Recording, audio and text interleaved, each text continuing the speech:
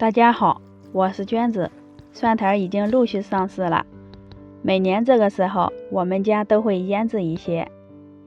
腌好的蒜苔清脆爽口又下饭。这里我买了3斤半的蒜苔，粗细均匀，蒜苔又特别的鲜嫩。首先把蒜泡掐下来，掐下来的蒜泡可以用来炒鸡蛋，或者拌面粉蒸着吃。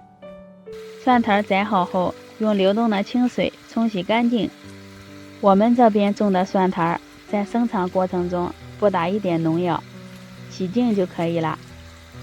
把蒜苔铺在盖帘上，将表面的水分要充分的晾干，这个很关键。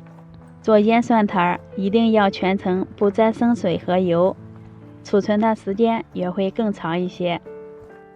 蒜苔已经晾干了，表面看不到一点潮湿的状态，先把顶头切掉，再切成3厘米左右的长段，然后装进一个无油无水的大盆里。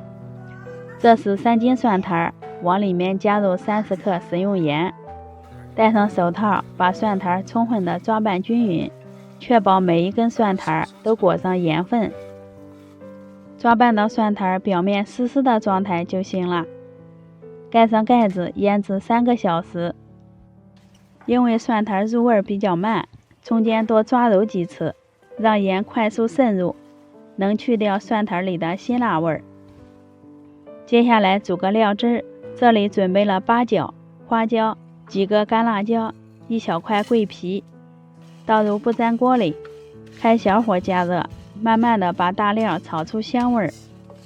炒出香味后，往里面加入600毫升清水、40克冰糖、15克食用盐、150毫升生抽、100毫升香醋。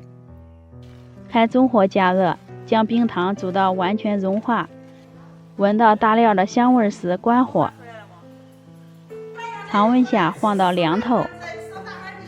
蒜苔也腌好了，出了一些水分，用手试一下，蒜苔能轻松折弯，不会断，就腌好了。准备一个无油无水的玻璃瓶，把腌好的蒜苔装进去，可以用手压得结实一点。3斤蒜苔刚好装满1大瓶，腌出来的水分可以直接倒掉，最后将放凉的料汁倒进去，